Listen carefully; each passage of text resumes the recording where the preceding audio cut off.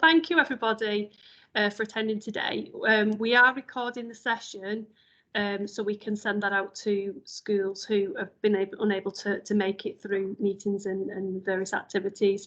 So thank you for joining us. So I'm going to move on to look at our agenda for today.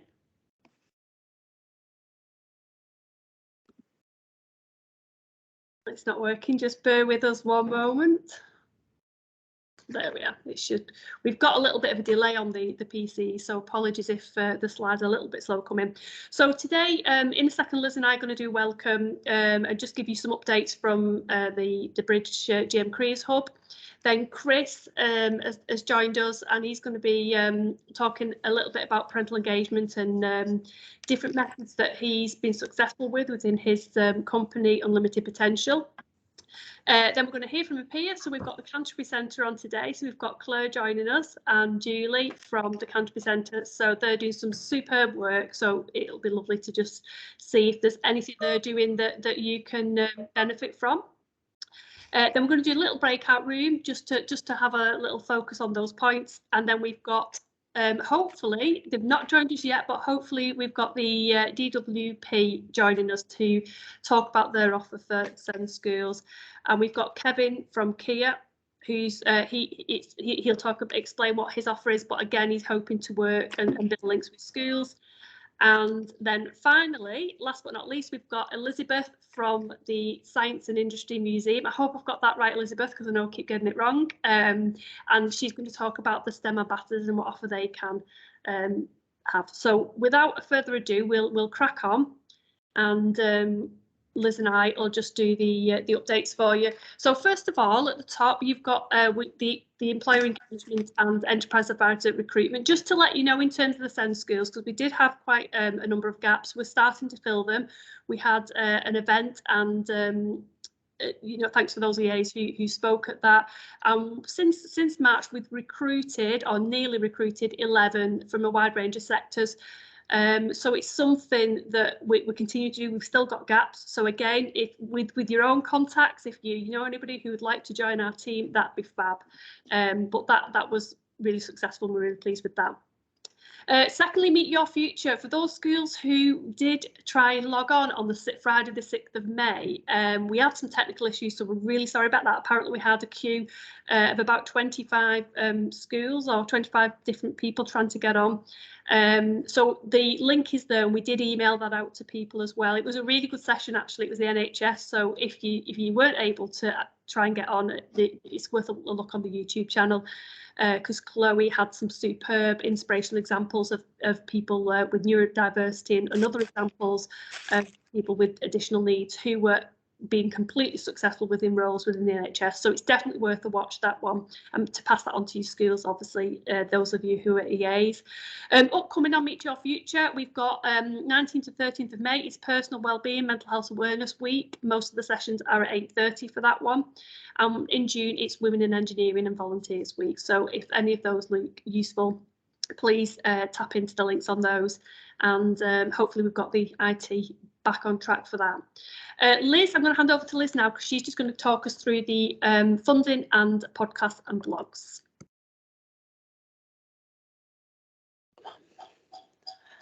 Oh, have you muted?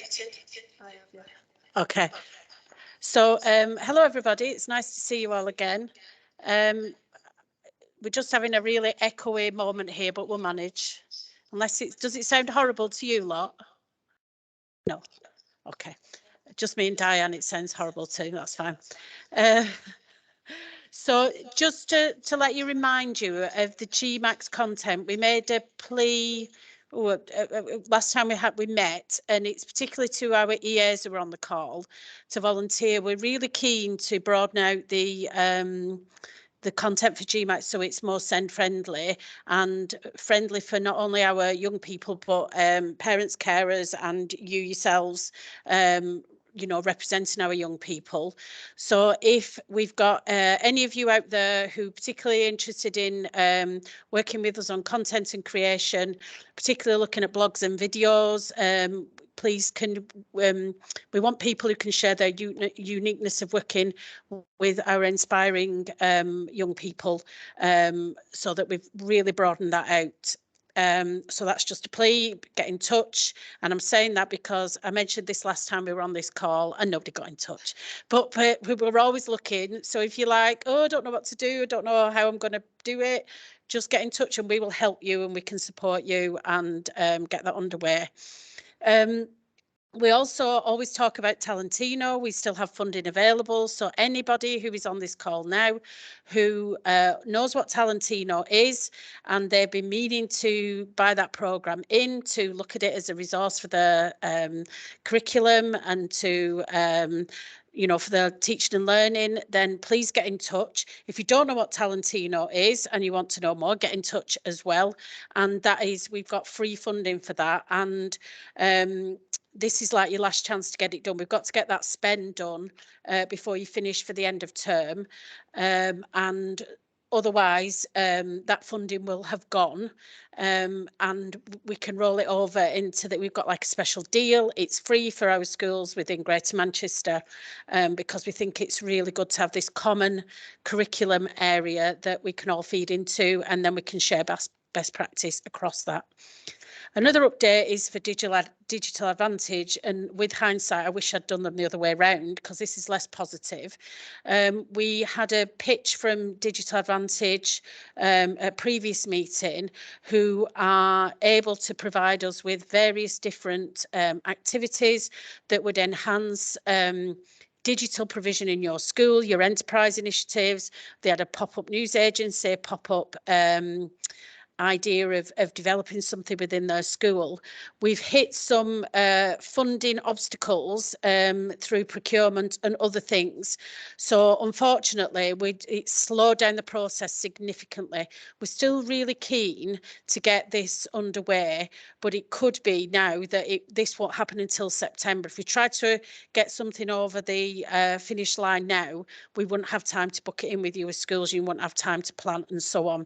So I'm really, really sorry, but we're looking at that to be available to schools from September onwards. And I'm doing everything in my power to get that or a similar offer over to you because it is so good, and it's really good for those of you who have set up your own enterprises, whether it be your cafes or your market gardens or your little hub things that you've created. Some really good practice out there, and it would really enhance that. And that's it for my updates. As always, please get in touch if there's anything you don't understand or you think you've missed the boat on and other things. Just get in touch with either myself or Diane and we will help you out. Okay, so I'm just going to go through the cluster model, which I've mentioned to lots of schools as I've had the introduction meetings, just to sort of look at what we're sort of envisaging, that's the word, and also to get your feedback really. So we'll just pop the next slide on, and what we're aiming to do is, first of all, is this. You may have seen this slide several times. This is sort of the Greater Manchester Careers Hub best practice.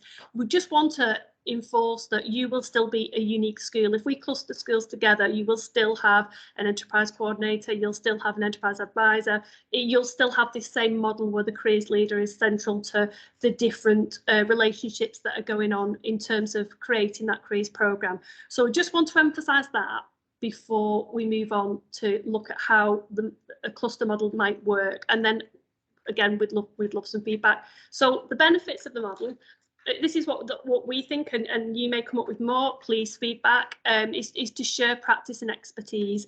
So there might be a school that's brilliant at one benchmark, but maybe just not quite there with another. Well, we can connect, we can buddy you up, and we've started to actually buddy up some schools now where we've got newer careers advisors with more experience so that they can then share that good practice. Also shared resources. So if you're doing a careers activity or careers event, could it be shared in terms of your time, venue, obviously depending on location. Mentoring support, I've mentioned, a source of contact with because obviously I've been a careers lead and it is an isolating role. So you've just got that wider team to support you. Brainstorming, sharing ideas. Sometimes it's nice just to bounce ideas off somebody.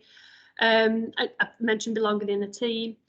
information about the different LAs approaches. So that, you know, obviously I'm finding out as I'm working with the 10 LAs what is going on in the different LAs, and there might be something that's really useful that could be replicated, and also CPD development as well. So that's what we're sort of thinking are the benefits for you. How's it going to look? So this is the area that we're covering, and if you to make it simple as possible, you've obviously got your 10 LAs, you've got schools, and I've put them in different colours. So the aim is that your school would match with a school that is in the same colour, and there's a reason why we've done that, which I'll explain in a second. Here we are. So you've got the key there. Now it might be, obviously I've got this information from chatting with you, of looking at your websites, things like that. So it might be that you feel that actually you would fit better in a different category. That's absolutely fine. Just let us know. This is still fluid. This is not decided. So you can sort of see the category, the colour that you were in. If we just go back to the map, you can just have a look again and see which schools that you would potentially be matched with. And again, we didn't want to just keep it by, but we wanted to match schools that have similar needs for their students. So that's why we've used this system. So really now it's to sort of invite anybody, if anybody's got any comments on that now, I'll just wait a second if anybody wants to step in and comment on that.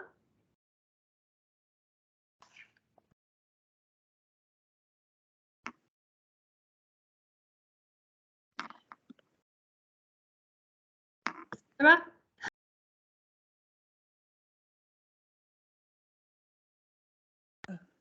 Did you want to comment, Sarah?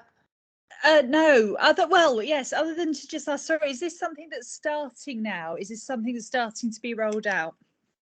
Yeah, so the aim is we're going to sort of have this in place for next September, because we want to get feedback from schools, and also whether schools actually want to be clustered. I mean, if a school categorically doesn't, for whatever reason, then you know, we're not forcing. We you know, we want to work with you in this, and we want it to work for you. So yeah, this is something that we've literally just done these clusters, and obviously we'll be putting this out to schools over the next month or so that they can consider it and make a decision as to whether they want to be involved. Is that okay? Thank you. You are. Okay, so that's feedback. Yeah, just to say as well, obviously with the feedback, email me if you don't want to speak, and I will, you know, obviously be emailing that out as well. So next on that's pretty much it from Liz and I for the moment. So I'm going to, and we're only just over time. So sorry, Chris, to keep you waiting. I met with Chris a couple of, it was on a Friday afternoon, and we chatted and chatted, and I just thought his views and he was just so engaging in his work that he does. So I'm going to hand straight over to you, Chris, to take over. Thank you very much. That's great. Thanks, Diane. Thanks for the opportunity to meet everybody today. So I'm going to I'll try and keep it within the 15 minutes so as you can get back on track. And I've deliberately not done a big PowerPoint presentation, so I thought it might be easy to do some more interactive stuff. So my name's Chris Dabbs. I'm Chief Executive of an organisation called Unlimited Potential.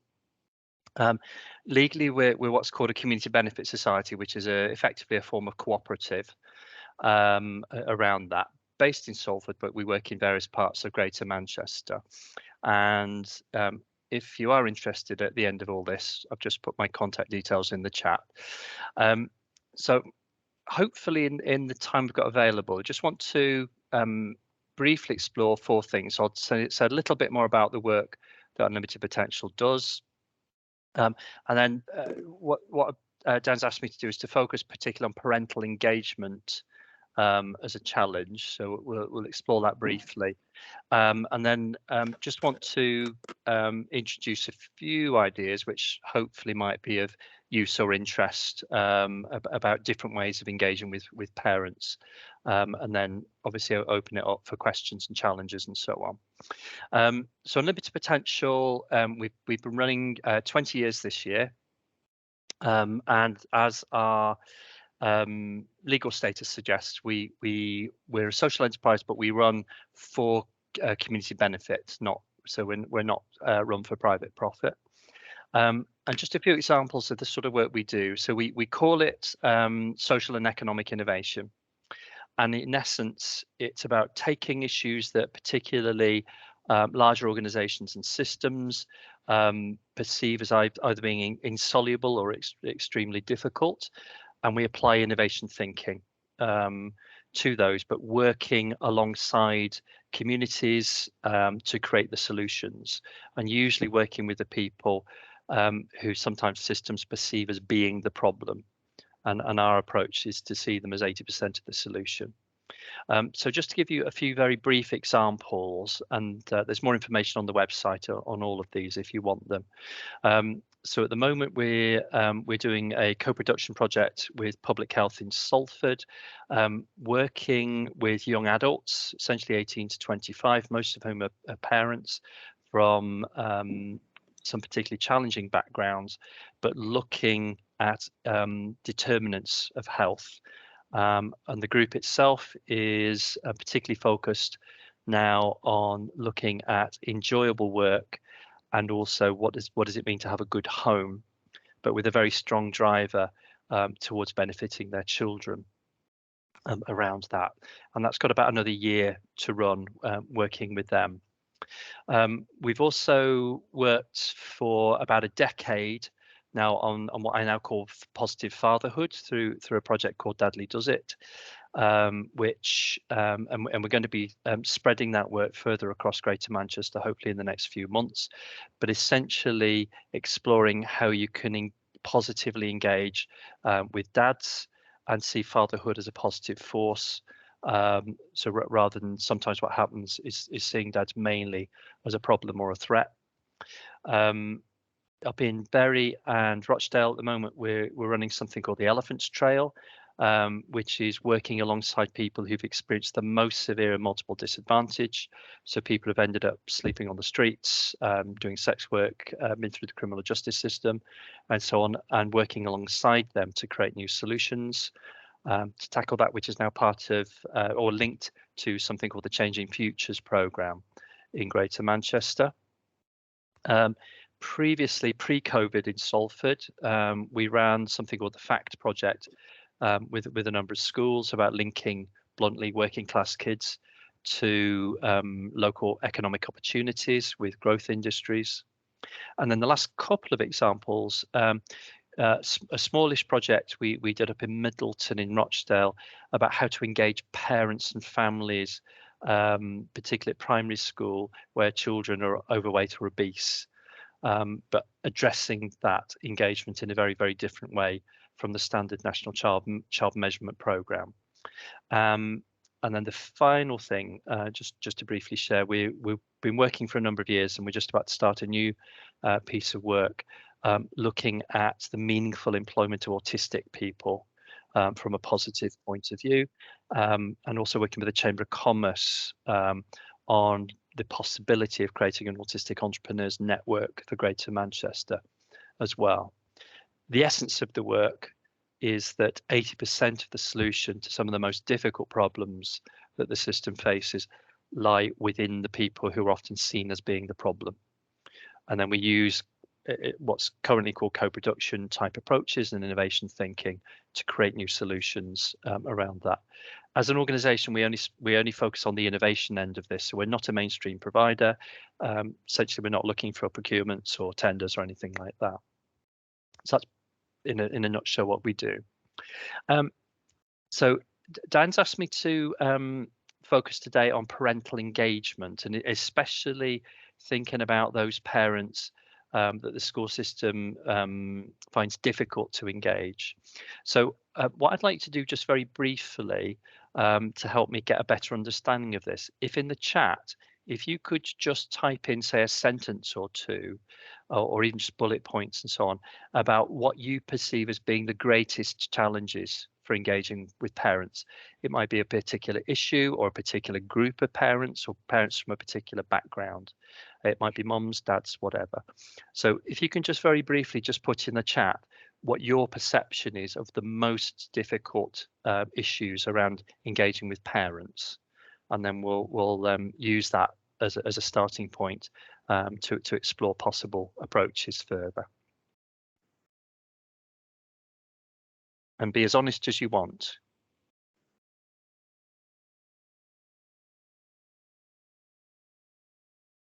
Okay, thanks, Helen.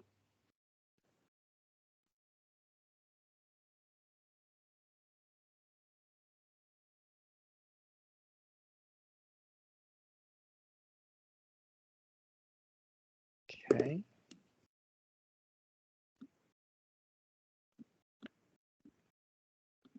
So there's a few interesting ones we've already got in there.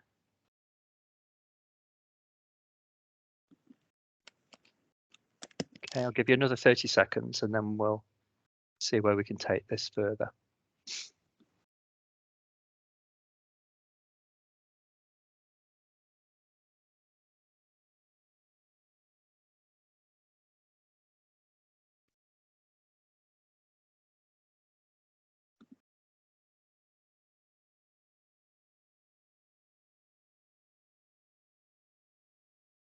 Okay, some interesting stuff.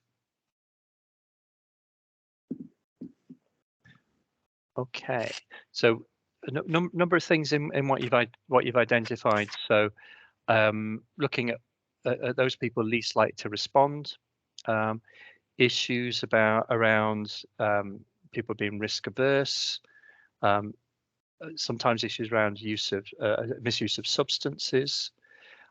Particularly important when I think about parents who've had a bad experience, their own bad experience at school, around that, which is something we'll probably come back to.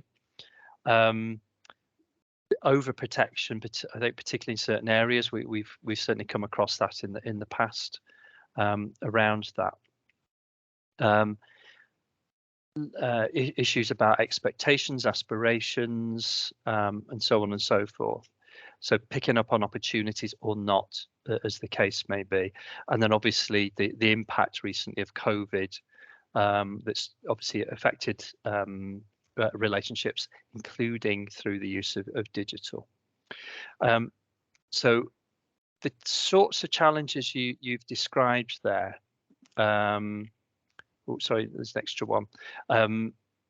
So and also the issues around benefits and that sort of thing. So the sorts of things that that we start to use in working with any group of local people. We use a technique which is called reframing. First off, so taking effectively a problem statement, and often the starting point is about thinking about that problem statement in a different way, because often the first challenge is the way it's thought about.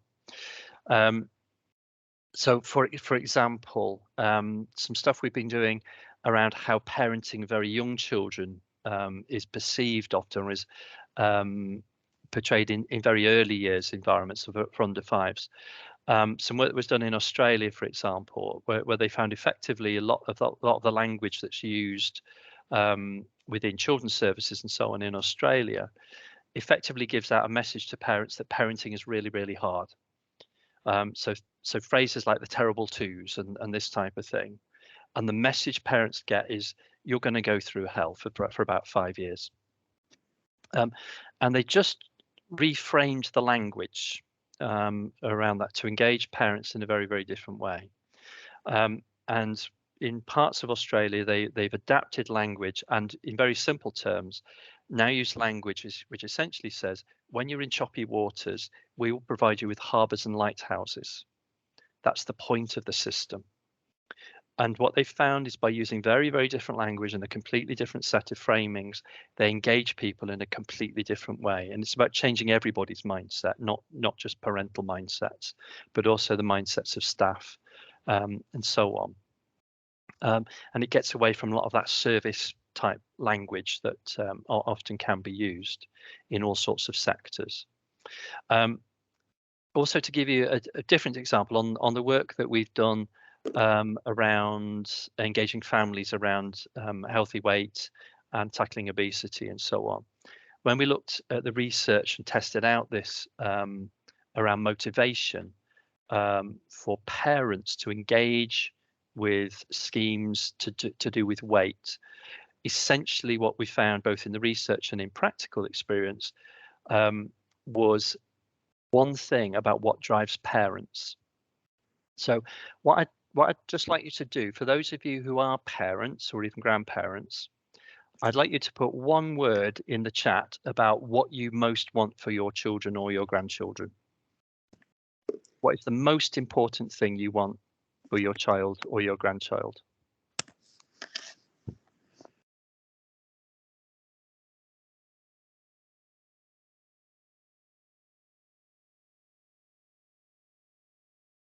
Absolutely. So the most common answer, which is exactly what you're putting in the chat, is happiness. If you look at the way that systems are designed, largely to engage parents, very few of them are based on the idea that happiness is the greatest driver of parental behavior. So if you look at the system, for example, around engaging families around healthy weight, the focus of the system is on weight. It is completely counterproductive. There's very little said about happiness as a starting point. So you can change the way in which the whole thinking and language and debate is framed by starting from the point of view of what motivates parents. And often what happens in statutory, voluntary and private sectors is often what we do is we tend to design systems, but from our perspective, rather than starting with where the target audience is coming from. So essentially, we use two different things as a starting point. One is, what is the motivation of the group we're trying to reach? So in a very simple sense, a bit like we've just done, in what, 60 seconds, you've told me what your motivation is as a parent or a grandparent. You do not need huge amounts of research to tell you this stuff. And then we can base planning around things like happiness, around self-worth, etc., etc. And then use techniques like reframing through work from organisations like the Frameworks Institute and now Frameworks UK around how to completely think about these issues in a different way. And in terms of parental engagement, given that's our focus today, starting from this perspective of what motivates parents. So the positive motivator essentially is their child's happiness for most parents. And obviously there's always a few exceptions, but primarily that's the driver. And then looking, as you did on the first set of answers, around where are the challenges here. So see if I can find the answer, one of the answers that came back, for example, about where to engage. So what we've seen in some schools that we've worked with is that the starting point is to invite parents into the school. For many parents, particularly if they've not had a great experience at school, it is about the last possible place they ever want to come. And yet so many schools continue to do it. And then a surprise that parents don't turn up. If you've had a really bad or even traumatic experience at school, it's hardly surprising that parents don't turn up. So one of the key starting points, for example, that we find with almost any group that we ever work with is go to where they are. And repeatedly, regardless of the group we've worked with, whether it's children, young people, older people, people in middle age or whatever, that is a fairly consistent message we get back from people, is come to our territory. Because as soon as we put it onto our territory, there is a power imbalance. Go to their territory, it's a very different experience around that. So using some of these techniques around that. And then finally, just as a finishing point, thinking about methods and tips and this type of thing. So primarily we use broadly an approach which is currently called co-production, which is different from consultation or engagement or participation. And fundamentally the difference is about the power balance in the process. So co-production helps local people primarily to build up power. It does not necessarily mean that professionals have to lose power. So our starting point is you can increase the total amount of power. It is not a zero-sum game. But co-production is very much about enabling local people to have power and to build solutions together with professionals around that, as we're going to be doing with some of the young adults in Salford over the next year or so. And we found that's a really critical thing. The challenge we found in other systems with that, in working certainly with decision makers and senior people, there seems to be quite a lot of openness in most systems about looking at things like engagement, relationship building, and so on amongst professionals to get to know local people. But there does appear to be a barrier when we start talking about power issues. That does seem to be something that systems tend to want to avoid because it's difficult and it's sensitive. But it's also highly effective if you can find a different sort of power balance with people and do it in ways that make sense to them. In terms of taking this type of work forward, then timescales, some of the work, the sort of work we do, does take a bit of time. Often because you have to build relationships with people, sometimes in different ways. It involves different types of thinking, and that in itself takes time. But then the issues around power and rethinking solutions, one can take time in themselves, partially because some people in systems become nervous about losing power, which isn't necessarily what has to happen, but also many local people, actually what we find, are quite nervous about having power, particularly where they've not been used to it in the past. It's quite a scary thing to do for some people. And what we distinguish in simple terms is between those issues that actually local people and local communities are capable of resolving themselves if given the right environment, and those things that can only be addressed at a systemic or strategic level, which is essentially more of a political managerial issue. So the timescales sometimes can take a while to work through, and also if you are going to make some sort of systemic change, which is normally what we're looking at, obviously that one can take time for a system to accept that there's a need for change, and the challenge actually isn't getting a system to adopt a new thing, it's helping a system to let go of the old thing, which is the hard bit, and that's just human nature.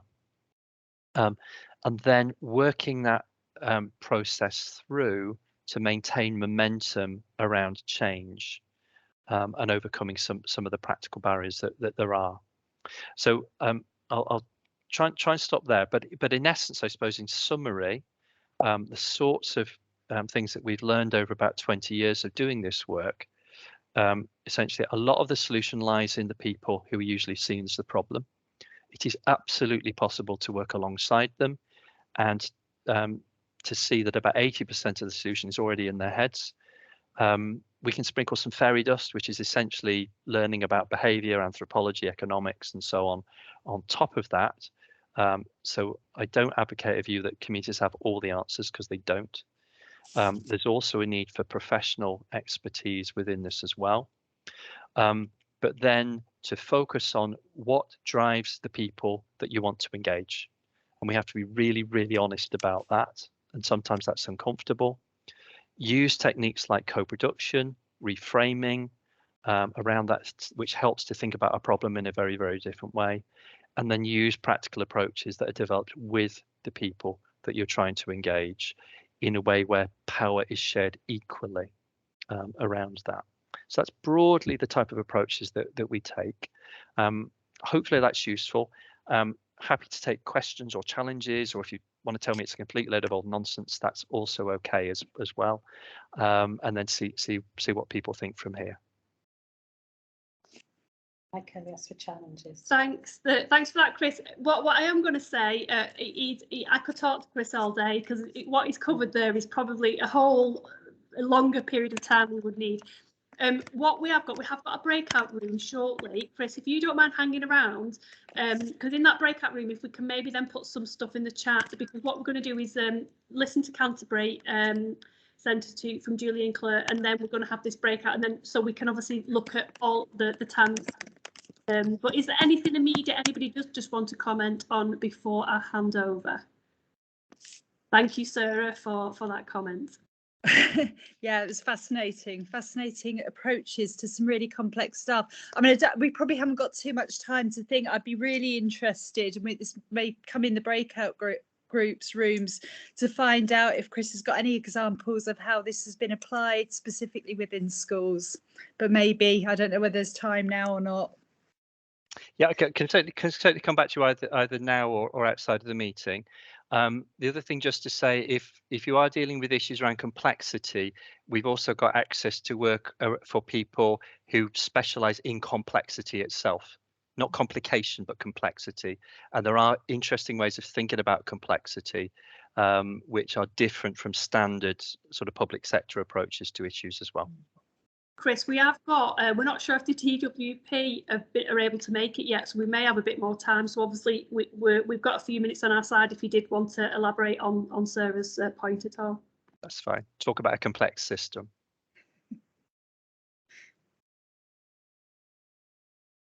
Right, okay. And any other quick questions before we move on at all? I'll just give you a minute to jump in.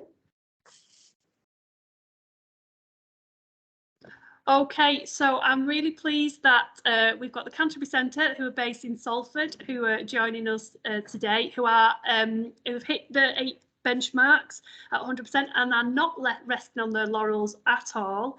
And I asked them to join us, and they're going to talk a little bit about the challenges they face maintaining that. And I know Claire is amazing at getting employers involved. So I'm hoping you might just chuck in a sentence about that as well, Claire. So over to you, and thank you so much for speaking for us today. Thanks, Diane. Am I able to share the screen? Yeah, okay, thank you.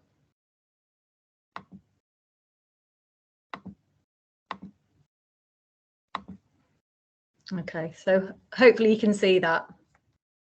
Can you see that? Yeah. Is that okay? Right, okay, so yeah, I'll try and be as quick as I can. Yes, so just to introduce you, we're from the Canterbury Centre. It's a pupil health referral unit, which is a really small unit in Salford. And just to give you a little bit of context about it, basically it's a very nurturing and bespoke provision that we have here. The children who come to us are not excluded, but they have significant, long-standing and complex problems, usually mental health concerns, and they've had a really highly disrupted educational career to date. So they are effectively school refusers and school avoiders, down to, you know, emotional based school avoidance, and they have lots and lots of barriers to overcome to be able to engage with education. And I really second a lot of what Chris was saying there about, you know, going out onto people's territory and reframing things for them. That really chimed with what we try to do here. So we have a whole school approach to careers education here. Basically, so we've got Claire, who's sitting with me. She's our careers lead, and she's recently done the careers leadership to level 6. I'm the head here, but previously I was an English teacher, but I also used to teach careers education. So I really do have a passion for it. And I did attend the level 6 careers training. Unfortunately, I wasn't as dedicated as Claire, and I didn't complete the qualification. But if anyone, you know, is thinking of doing that who hasn't done it, it is fascinating, all the theory behind it. So I would really recommend doing it. But I think it's just really important to say that, you know, in order to get up to the 100% on the Gatsby benchmarks, you know, it really is a whole school approach. We want all the staff to be involved in thinking about careers and talking about careers with the young people who come here and with the parents who come here as well. So when Diane asked us to present about the Gatsby benchmarks, we thought to ourselves, you know, what are the challenges here at the Canterbury Centre? Because obviously there are some, but we sort of felt that the benchmarks that have got a tick against them there, benchmark 1, 2, 3 and 8, we felt that actually we could achieve those relatively easily at the Canterbury Centre. So benchmark 1 is about having the stable careers programme, and that was a long-standing thing that because we've always had discrete careers provision for all year groups. I think because it is my passion, and I think it's, you know, just as important, if not more important, than English and maths, because of the nature of the young people who come here. You know, we have a really big focus on what is going to happen to those young people once they are not being educated here? You know, where are they going to transition to? What are their outcomes going to be in life? So having that stable careers programme was in place was, you know, really, really important to us. Benchmark 2, you know, again, that's about, we do have those discrete careers lessons for all. Benchmark 3, addressing the needs of each student. Well, that's done as a school, isn't it? So within everything we do, every student is given a bespoke timetable and a bespoke plan. Yeah. So it just included within that. Yeah, and again, echoing what Chris had said, it's about co-production with the young people here and with the families. You know, we really involve them every step of the way in thinking about what are their interests, what aspirations do they have, you know, where do they want to go, and it's about exposing them to things and giving them opportunities to try different things, and, you know, sharing that actually if they do fail at things, that's just another part of learning. At least they've tried something. So that's really, really important to us. And then also benchmark 8, which is about the personal guidance. So we've for a long time bought into Connections as it originally was, and Career Connect as it is now. So we felt like we could meet those benchmarks reasonably easily. We then thought we're thinking about the other benchmarks, which were the challenges. So benchmark 4, which was about linking the curriculum to careers. You know, all schools and all education provisions, there's so much to pack into the curriculum, isn't there? How do you fit careers in? How do you do that? How do you do that by and not taking time away from what the teachers want to deliver? Yeah, and also getting the teachers on board. Yeah. So because it shouldn't all be on the careers teachers or the careers staff, and the teachers need to take ownership and find their own networking with their subjects. Yeah. And bring people in themselves. Yeah. So that also then linked to benchmark 5, which was about encounters with employers and employees, and also benchmark 6, which was the experience of workplaces. And I always sort of felt, as a, you know, we are a very small setting here. We only have up to 30 children on site at any one time. And I always used to think employers aren't going to want to come here. You know, what are they getting out of coming here? You know, the children have additional needs, and, you know, they're not going to be sort of getting any talent from here to, you know, come and work in their industry and things like that. But, you know, I had to have a word with myself about that, because it's not about that at all. It is about providing these children with every opportunity that we can. And like I said, exposing them to people from all different industries and experiences. And then benchmark 7 was sort of encounters with further and higher education. And we did have a fairly good we have a good relationship record with colleges. Yeah, we had a fairly good record for that, but I suppose over COVID and things, that really had taken a bit of a knock. So these were our main kind of challenges. So the first thing that I want to say is that it's taken a really long time for us to build up to get, you know, to be able to sort of get up and running, especially once the Gatsby benchmarks were sort of made known to us. So this is over many, many years. So I don't want anyone to think, oh, like you can just do it really simply. So I think when I was looking back through what we'd been doing, I think my thing went back to maybe 2015 or something like that, when we did the tier 1 training for all staff. So we had all the staff, teachers, TAs, even the people in the office.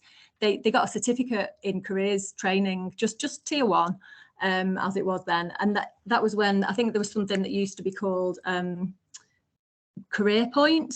And I think that was what, so people who've worked in careers for a long time will be aware of that. We've had like Career Point, Bridge, and, you know, Greater Manchester Combined Authority.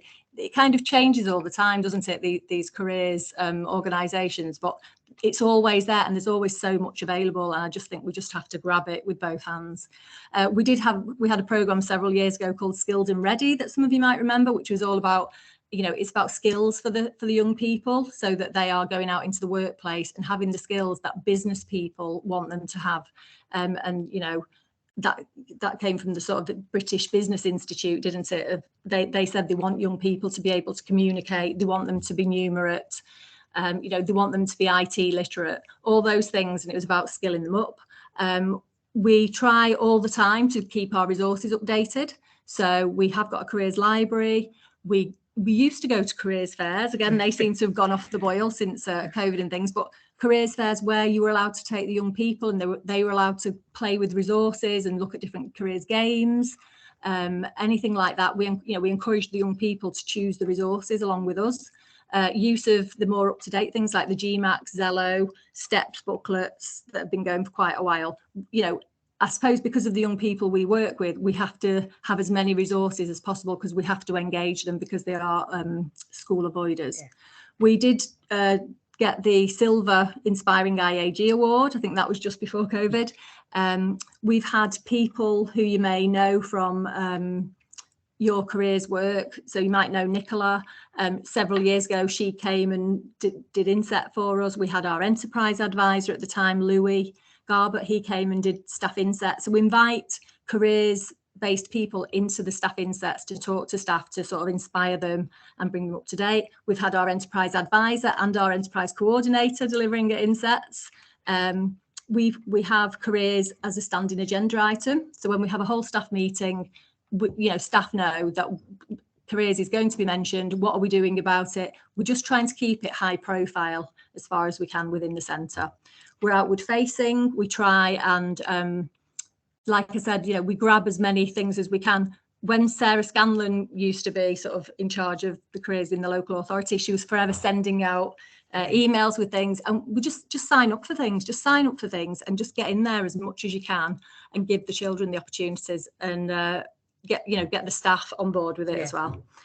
Compass, I think, has been really useful. The Compass system has really kept us focused on getting these Gatsby benchmarks and because it's reviewed really regularly, it keeps it high profile for us as well as leaders of this.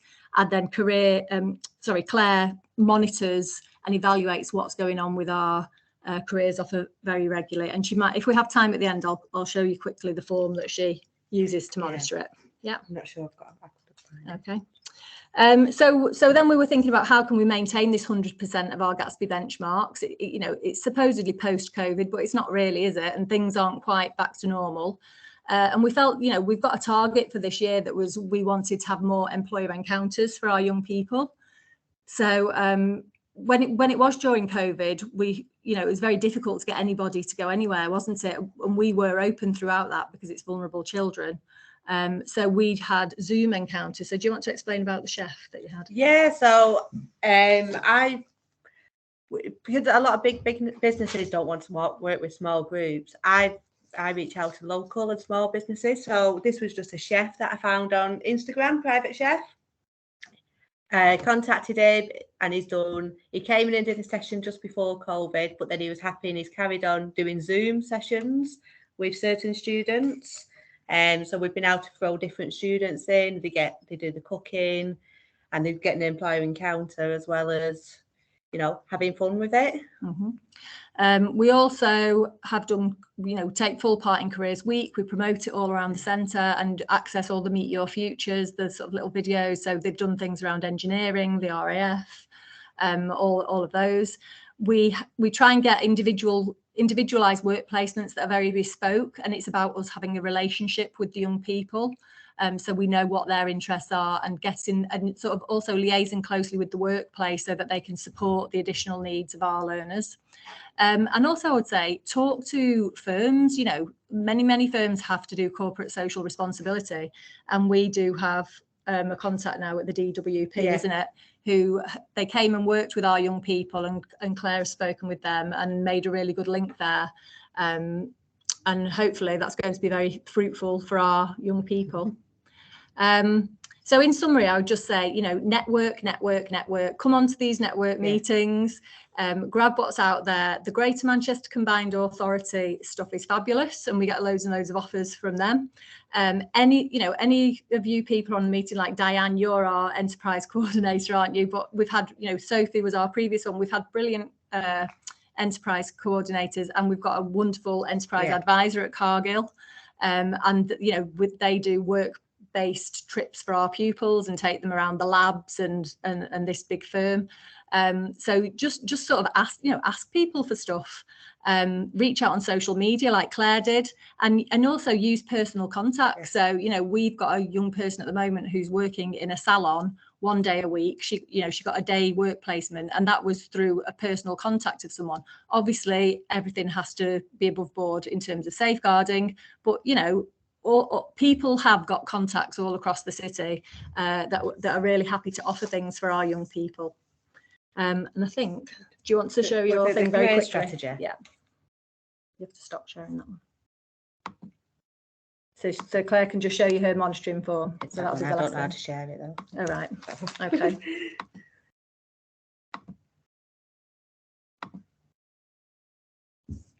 You got it? Well, it'd be on there, but it's a different tab. It's on there. Yeah. Okay, so I don't know, can you see that? Open it up as a slideshow, it'll come up bigger.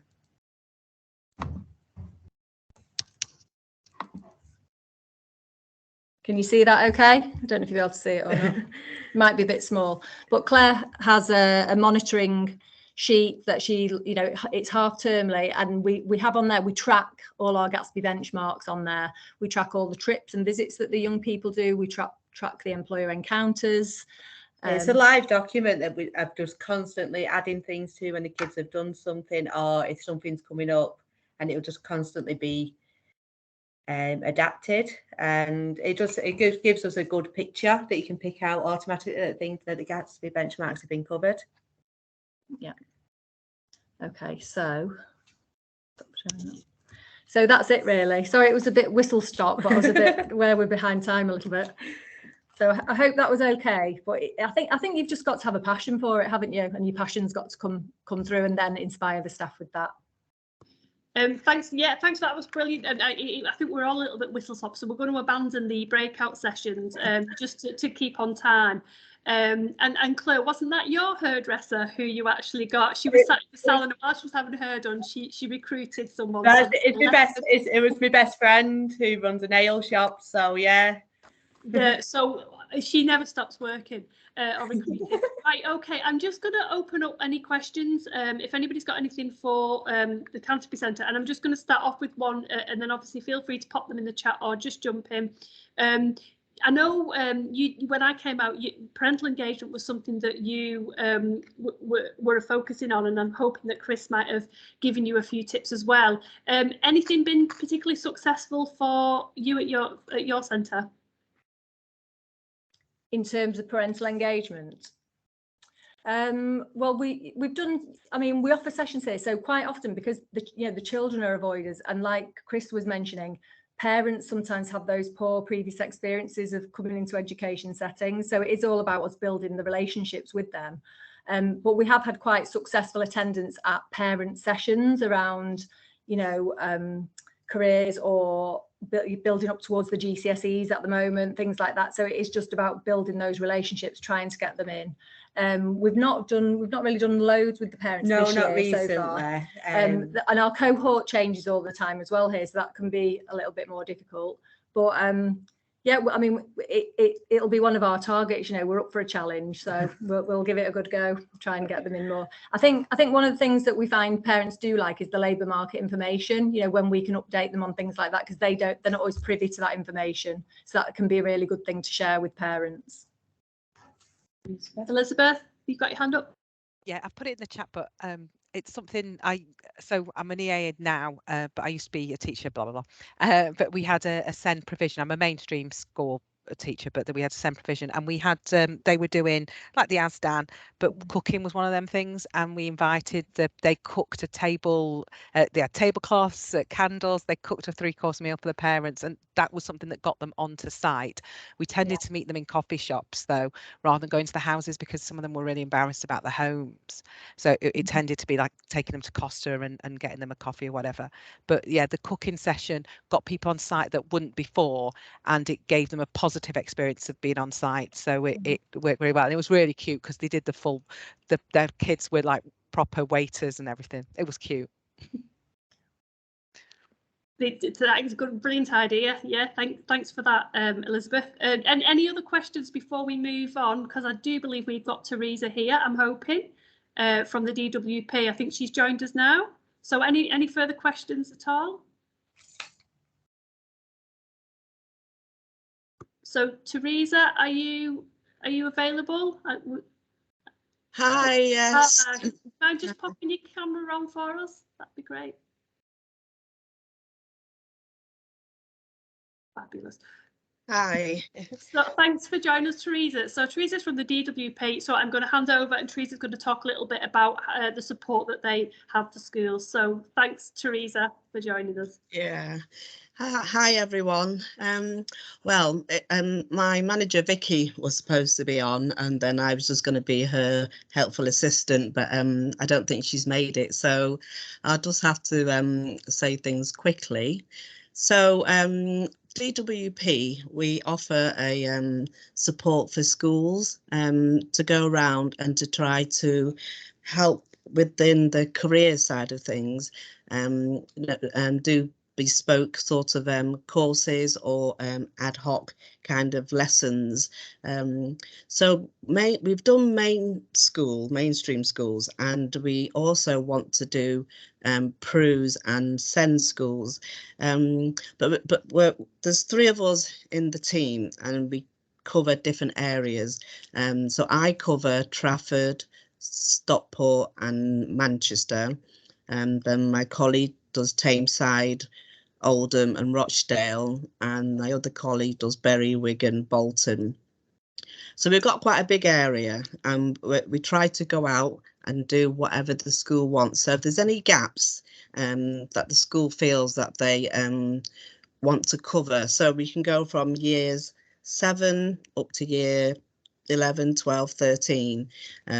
It can be a presentation. We can come and do supports with interviews. We can do the world of work, so come in and talk about the world of work, how to behave when you go to work, different things about doing your CVs, doing your personal statements, just general how to behave, how to look for your post 16 options. So sometimes, you know, if children just want to have a talk about maybe going to college or going into work or doing an apprenticeship. So sometimes having a different face, a different person to come in and have a chat with them sometimes proves quite interesting, and then sometimes they hang back and they want to ask you questions, and that's really good, because then it feels like, okay, you've got something across and they feel they can come and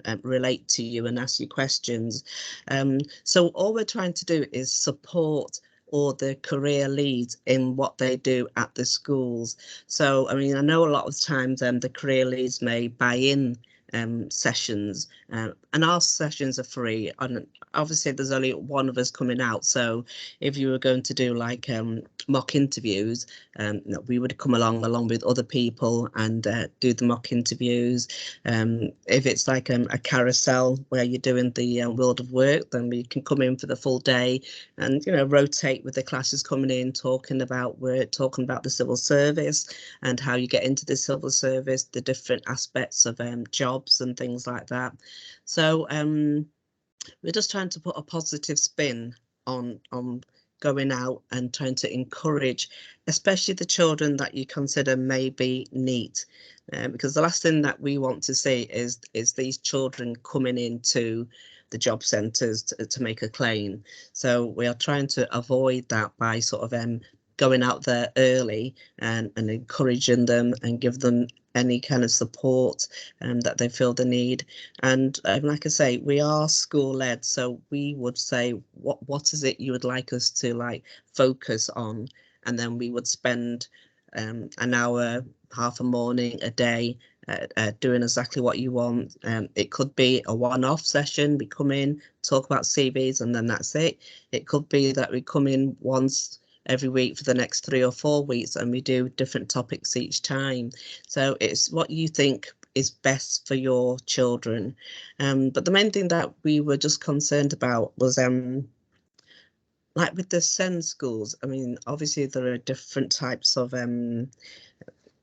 issues, to use one word, and it's just knowing, like, you know, what level that you would want us to come in, you know, how it's best to get across, you know, whether we need more things with pictures, or whether it's got to be short and sharp, or you know, whether it's something where, you know, you got to be a bit more sensitive.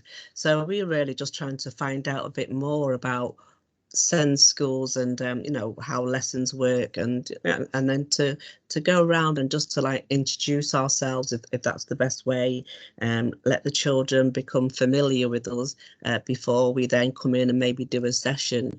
So it's just really trying to get ourselves out there, let people know that we are here to do that sort of thing. You know, we're free, we're happy to go out and do anything within reason, and yes, so we would just like to let you know we're here. Please use us, because that's what we're here for. And if there's any questions, you can obviously just contact. I mean, I'll put my email address in the chat there, and we can take it from there.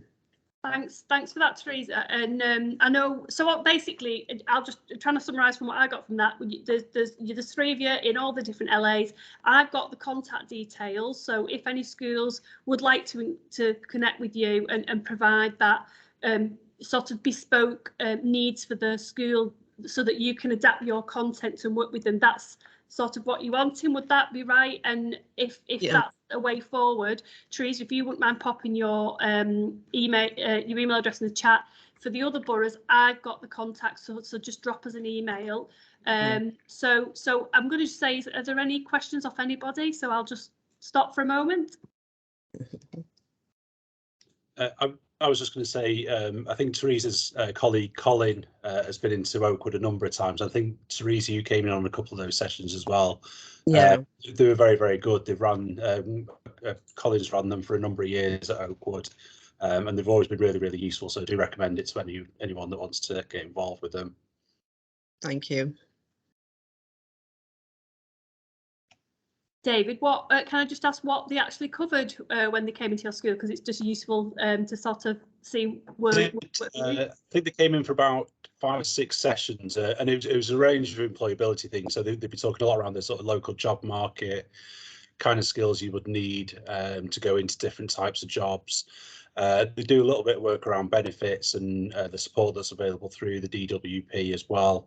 But it was really focused and really positive around, you know, supporting our students to gain employment.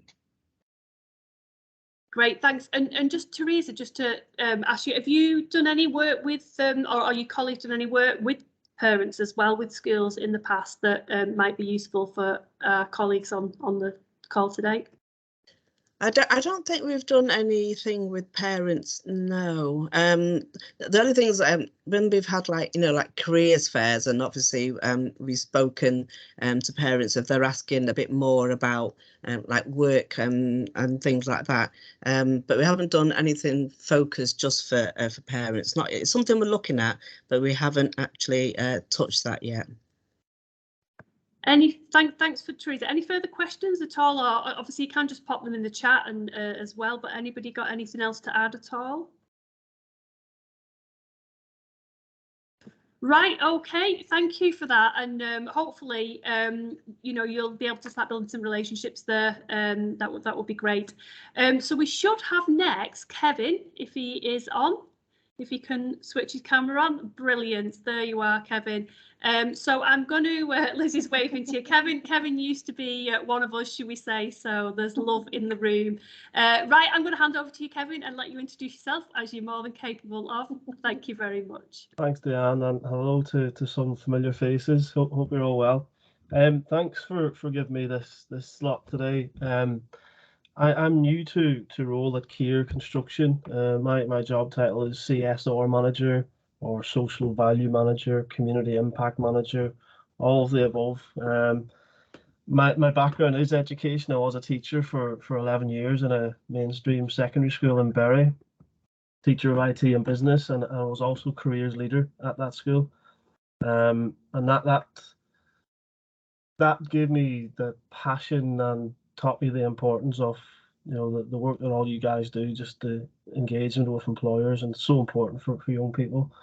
That I was really attached to that, and that made me to go that way with my career. And for the last 2.5 years, I was working with the Brilliant Bridge team at GMCA, and some of you I've worked with at your schools in that role.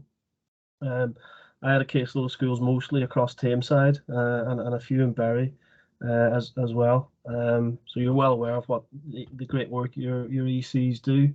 But while in that role, the employers that I was speaking with, a lot of them were from, you know, early careers teams within the businesses that I was reaching out to. But I found that a few were also in the corporate social responsibility, social value teams, and I just loved hearing what they were doing. So it wasn't just the work with young people in schools and colleges; it was that whole community giving back. Sort of stuff that I was really interested to find out more, and I gave this a go at applying for, and thankfully I was lucky enough to get it. And as I say, I'm 3 months into role now, so I don't think I can say I'm new anymore. I'm still trying to get away with that. But I need to start getting stuff done now. We are doing loads, but I want to do something a bit more.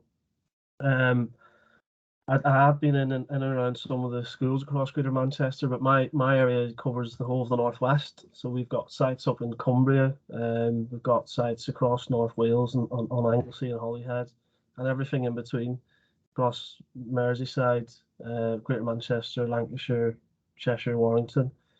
So yes, I'm kept busy and I'm trying to engage with schools across the whole northwest region. But in my role as EC, I always had a soft spot for the SEND schools, and I think, you know, businesses could do even a bit more, I think, for those young people. And it's what I'm here today is to ask, how can we here help you? I've been speaking with some of you previously. I think Neil was on. I don't know if he's still on. He was on the call earlier, and I'm meeting with Neil next week or the week after. But what my real interest is, and I brought it up with Neil, is sort of careers in the curriculum. I've got experience of that from my time as teaching and also as an EC. I'm still getting to know the construction industry. I just don't know what everyone does just yet. But I'm getting there. But one of the jobs I didn't really know much about was a job called a bid writer, and in pre-construction, in my opinion, now knowing what they do, it's the most important part of a construction company. If the pre-construction teams don't win the bids, then the operational site teams don't get to do their job. I will share my details as well in the chat. So I got, as soon as I was speaking to the bid writers, for example, and they're telling me all the stuff that they do or what they do, I thought, well, there's a clear link there to the English and creative writing and persuasive writing. We've got a comms manager who does all the social media posts, and again uses her fantastic use of the English language. So there's a couple of examples there where, you know, I'd like to use that pre-construction team with schools to help them deliver English and other subjects. The quantity surveyors, obviously, they're clearly linked to the maths areas and volumes and just dealing with budgets. You know, look, I could go through every single subject in a school and pick out something that we could support in. Maybe not MFL at the minute, but because we only work across the UK. But well, I'll think of something, I'm sure. But that's one area where I'm thinking that, you know, I possibly could help. And I need to understand then, you know, if and when we do speak with you, just what's the needs and abilities of your young people. What level do we need to be working at with you on this? I mentioned some jobs there, bid writing, quantity surveying. Those jobs may be out of reach for some of your young people, but there's so many other fantastic opportunities in construction that I wasn't aware of, and like your young people would be fantastic, I'm sure, in those roles. So one example, we work with a company, subcontractor, who supply us with site cleaners, site admin, gate men or gate women, security for on site, vehicle marshals, all unbelievably needed people on a construction site, so important. And those opportunities depend again on the ability of your young people. Maybe are opportunities they are unaware of and would be absolutely fantastic at doing those jobs. So we also, I'm trying to arrange our new work experience and what that would look like. So rather than having a young person or young people on site for a week and them being bored and the site team feeling that they have to babysit for a week, we're looking at setting up a day or half a day with different people on the site. So it wouldn't just be with care staff, it would be with our subcontractors. We've got the electrician subcontractor doing stuff, and we've got Kenny Waste Management based in Salford. They're willing to do something about the recycling on sites. You know, I'll do a bit on CSR, social value. You know, we'll have maybe a quantity surveyor doing something and someone from the pre-con team doing something. Even the security guys coming in to talk about their job, and every single person who delivers something will have a task for the young people to do that day. And then at the end of the week, they'll put a presentation together and present back to us about how the week went.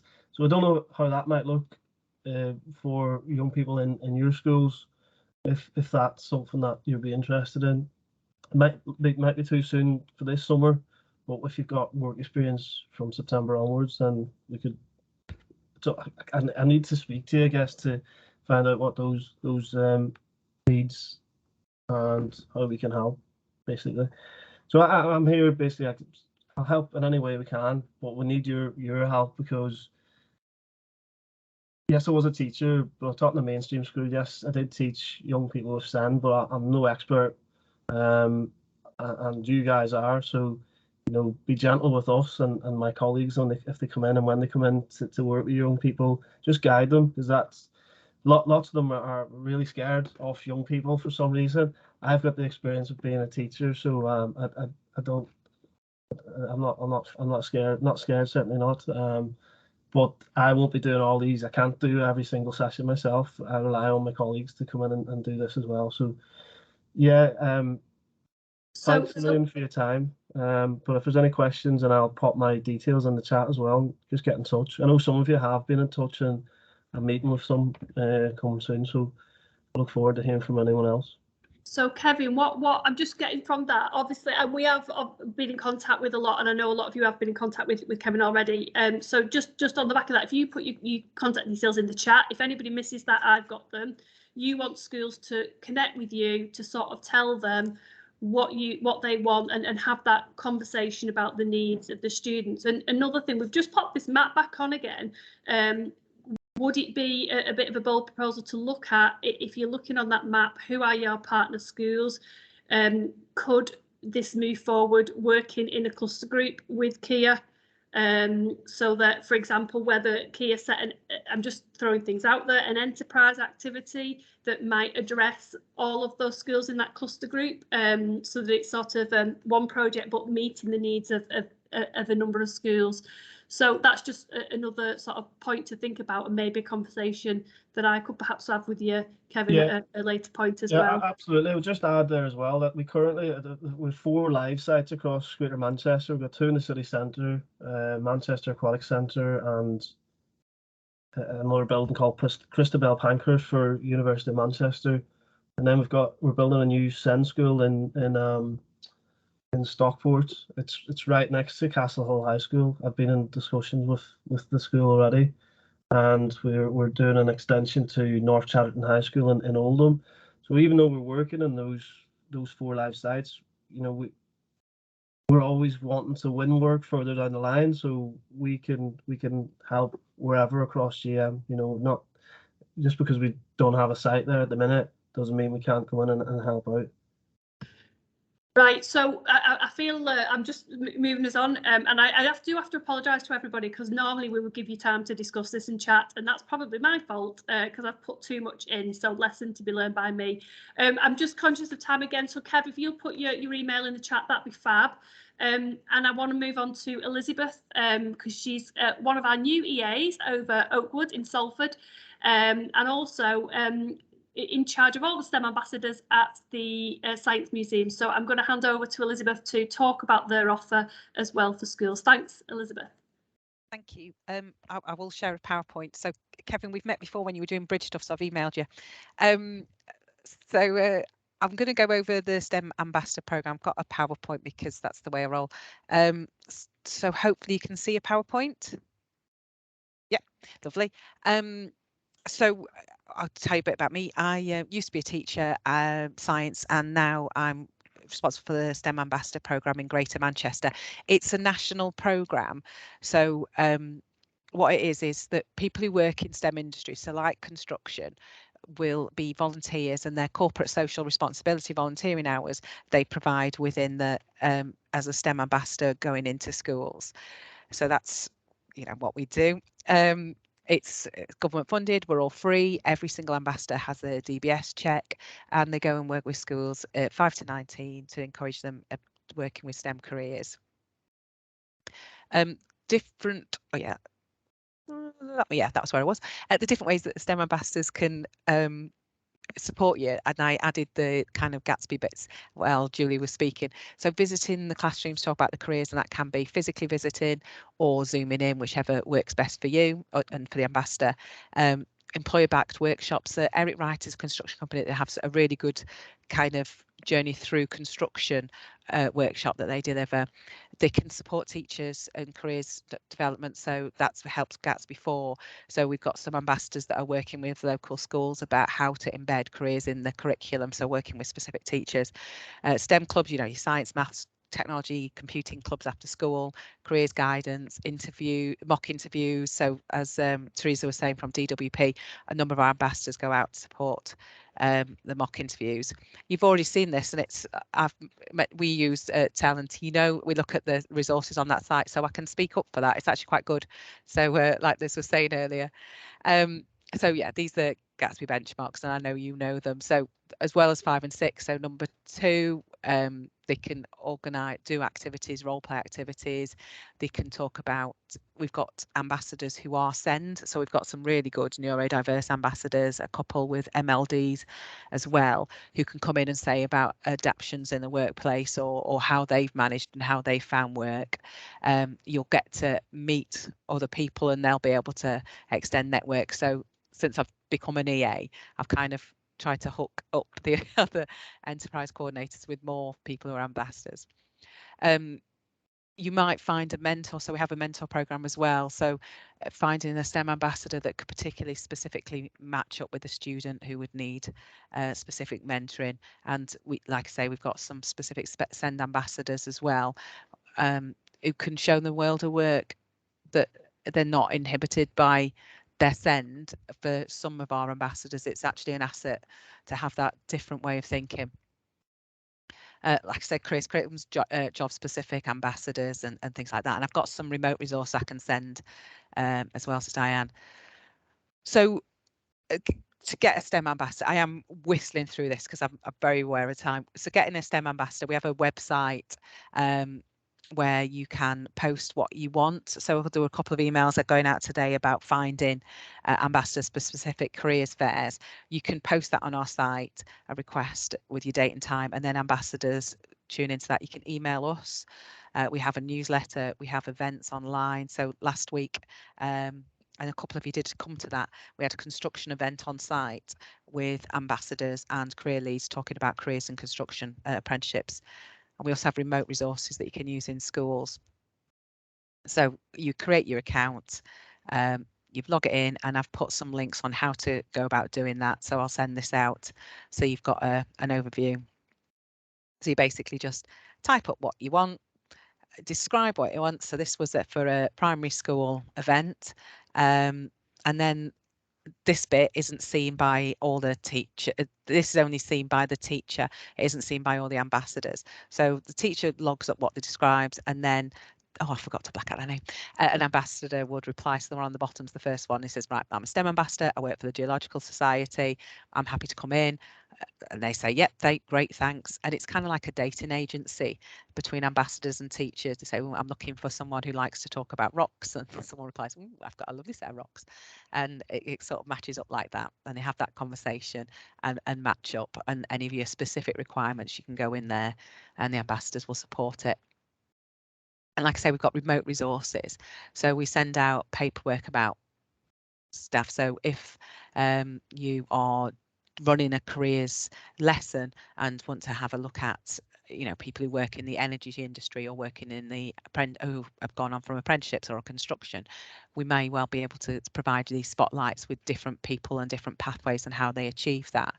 The other remote resource we've got some these postcards or PowerPoint slides that look at how different school subjects link into their particular career. So we've got how maths is part of your job, we've got some how a computing part of your job, how science part of your job.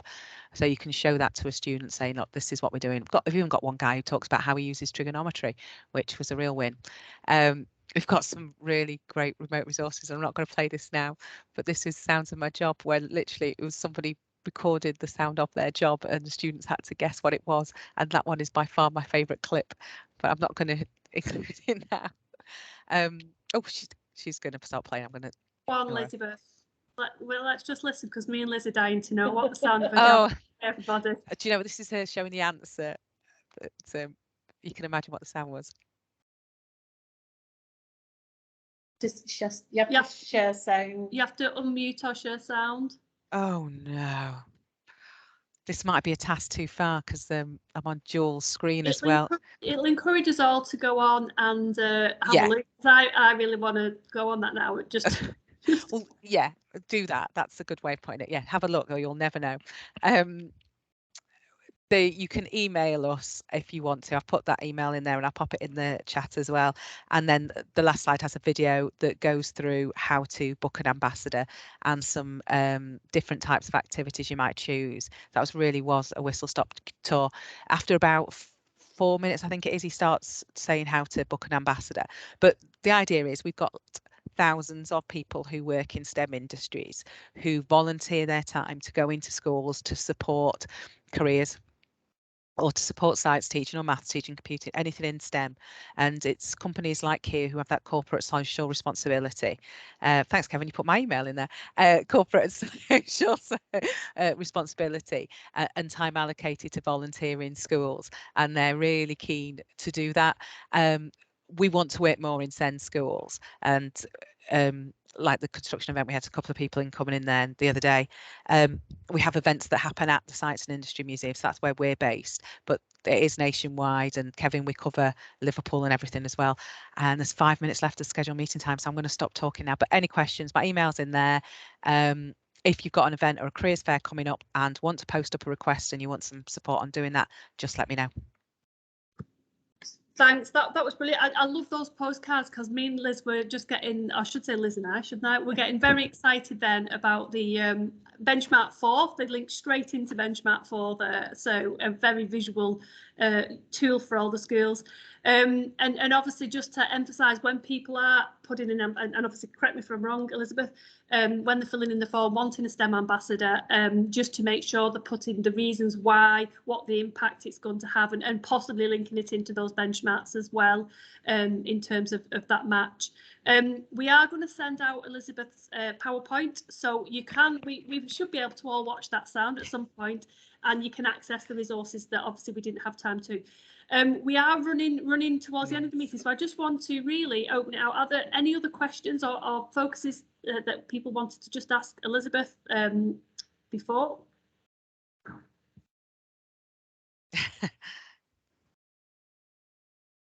Okay, well, they've got your email address anyway, so you'll probably be inundated. Yeah. And my question was about it being sent specific, but you've said that to me, Elizabeth, and you mentioned and that you're keen to sort of start that. Yeah, we've got specific, like I say, we've got specific ambassadors who we've got one lady who is neurodiverse, and she talks really clearly about how her company has adapted for, like in a job interview, they asked her, when they asked, what have you got any questions, her first question was, where will I sit? And that's not a usual question in a job interview, but to her she was like, oh my god, there's this whole big room, where am I going to sit? And she talks about how they work with her to get the best out of her, and she's wonderful. Yeah. That's brilliant. That's brilliant. And they are the little stories that are so useful and so relevant to many students as well. Thank you so much to all our speakers, Elizabeth, and all the other presenters today. And again, I'm sorry it was a little bit rushed and we've not had a huge amount of discussion time. we obviously recorded this, so we will send it out. We will send out PowerPoint. The next COP meeting is the 16th of June. I'm hoping I've got that right. But again, we will be sending the date and the invite out. Just before we finish, and again, I'm just going to say, anybody have a comment? Obviously, I know people pop them in the chat. Anybody have a final question for anybody at all?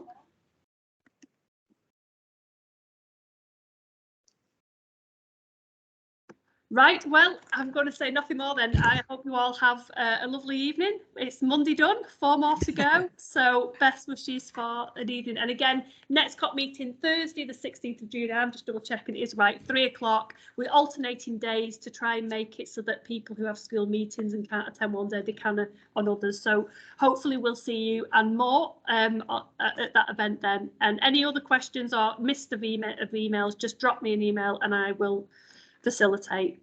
Thank you for joining us, everybody. Thank you very much. Thanks, Dan. Thanks, Liz. Bye. Bye. Thanks, bye. Thanks, Diane.